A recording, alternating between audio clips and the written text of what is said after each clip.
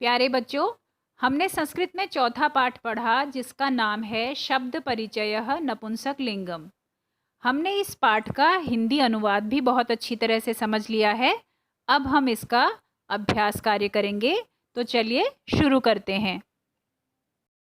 पहले इस पाठ में आए हुए कठिन शब्दों के अर्थ दिए हुए हैं, जैसे कदली फलम केला, जंबीरम नींबू, सुगंधम सुगंध या खुशबू, पीतम पीला, चित्रितम रंगीन, युतकम कमीज या शर्ट, पनस कटहल, उरुकम पैंट, छत्रम छाता, मधुरम मीठा, आम्लम खट्टा, व्यजनम पंखा, उड्डयति उड़ता है, रक्तम लाल, उष्णम गरम, पक्वम पका, कृष्णम काला और लोकयानम बस। क्रम में हमारा पहला अभ्यास प्रश्न है चित्रम दृष्ट्वा नामानि लिखत। इसका अर्थ हुआ चित्रों को देखकर आपने उनके नाम संस्कृत में लिखने हैं। सबसे पहले जंबीरम, दूसरे नंबर पर पुष्पम, फिर है कदली फलम, आम्रम और व्यजनम। अब हमारा दूसरा प्रश्न है पाठम दृष्ट्वा मेलनम कुरुत। पाठ में से देखकर आपने इनको मिलान करना है, इन शब्दों को आपस में मिलाना है। पहला है पुष्पम।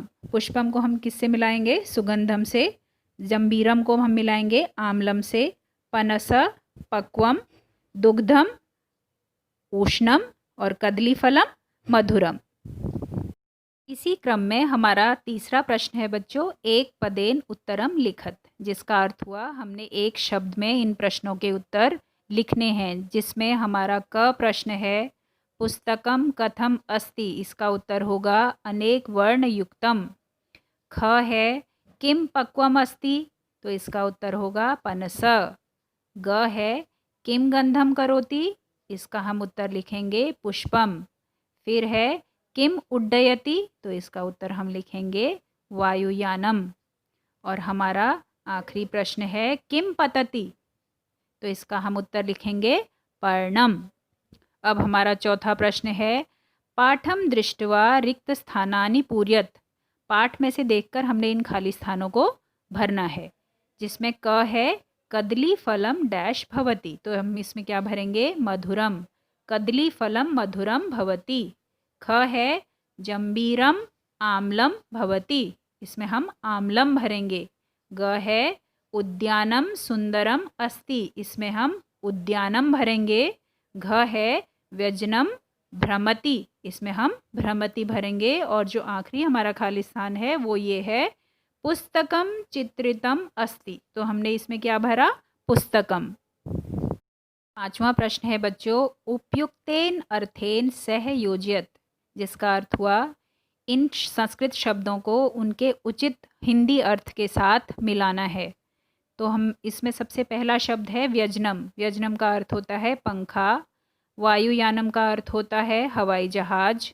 युतकम का अर्थ क्या होता है बच्चों? शर्ट।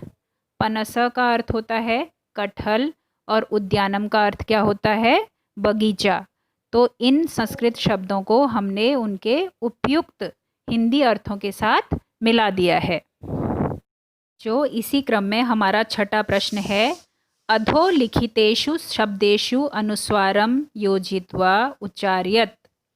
नीचे लिखे शब्दों में अनुस्वार जोड़कर उच्चारण करो। जैसे पुस्तक, पुस्तक में हमने अनुस्वार लगाया है पुस्तकम और पुस्तकम। तो ऐसे ही हमने जल को जलम और जलम, दुग्धम, फलम, धानम, कंदुकम, पुष्पम, भोजनम, पत्रम, मंदिरम और गृहम, इन शब्दों में अनुस्वार जोड़कर इनका हमने उच्चारण कर लेना है।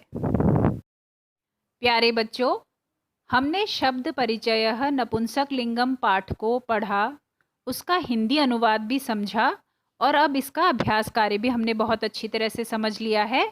अब आप इसे अपनी नोटबुक्स में कर सकते हैं। ओके।